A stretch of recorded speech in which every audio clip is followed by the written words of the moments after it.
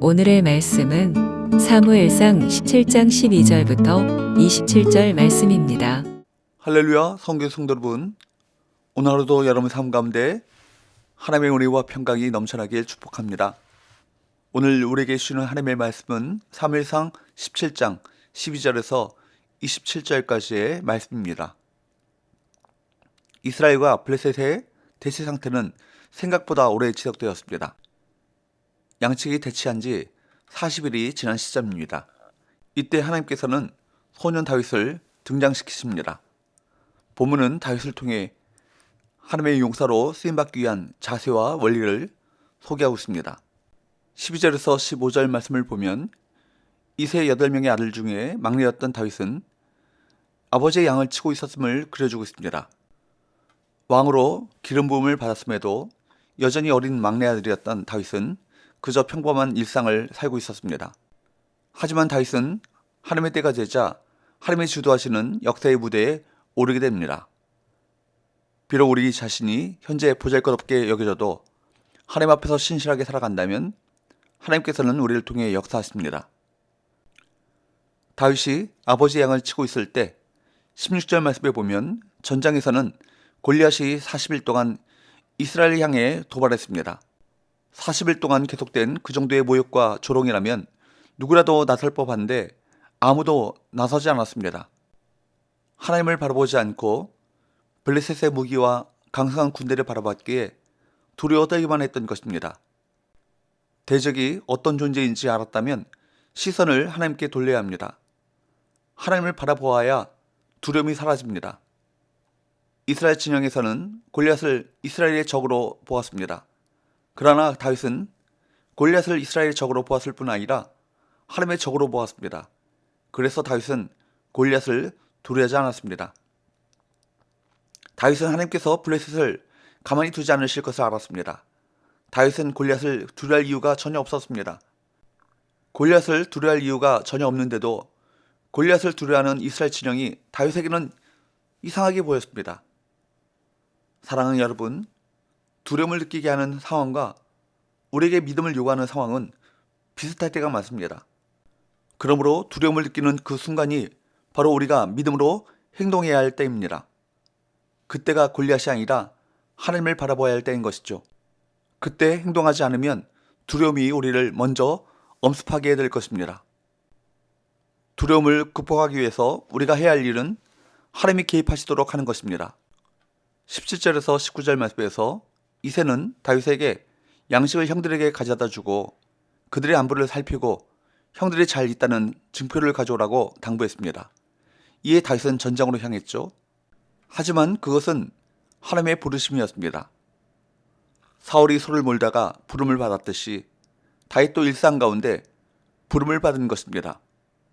하나님은 우리를 평범한 일상 가운데 부르십니다. 일상의 작은 일에 충성하는 자가 큰 일에도 충성하기 때문입니다.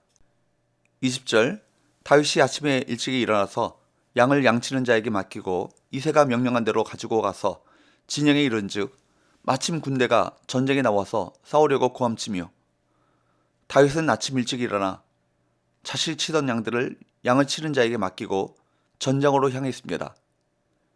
그는 자신이 해야 할 일에 최선을 다했습니다.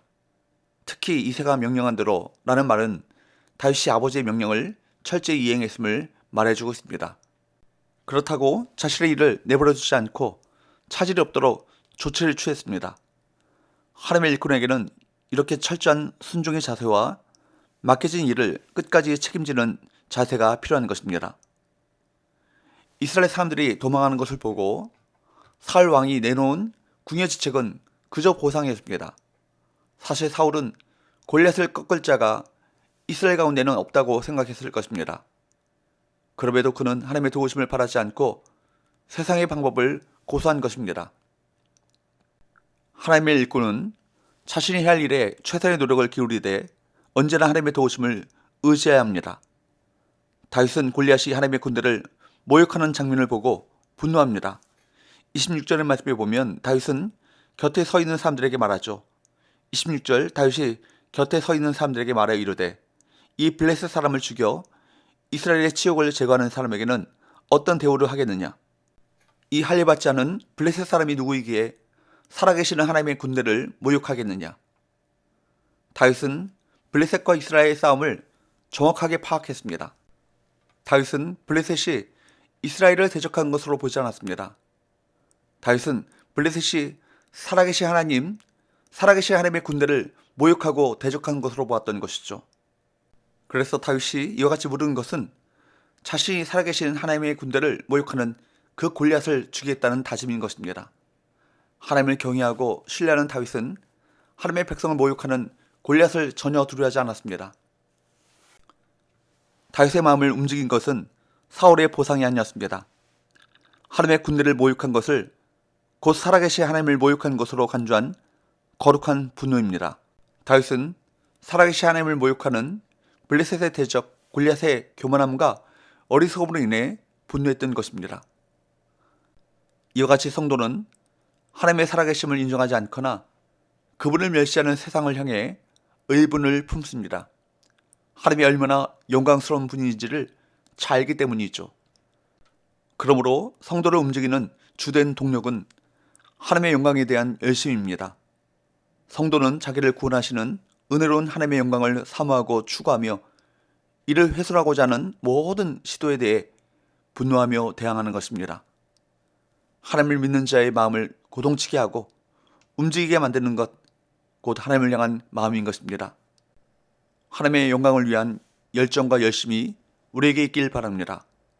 다윗은 마침내 하나님의 역사를 이룰 도구로 등장하게 됩니다. 이제는 사울왕 곁에서 수금을 연주하며 왕의 무기를 담당하는 소년이 아니라 하나님의 용사로 당당히 부름받은 것입니다.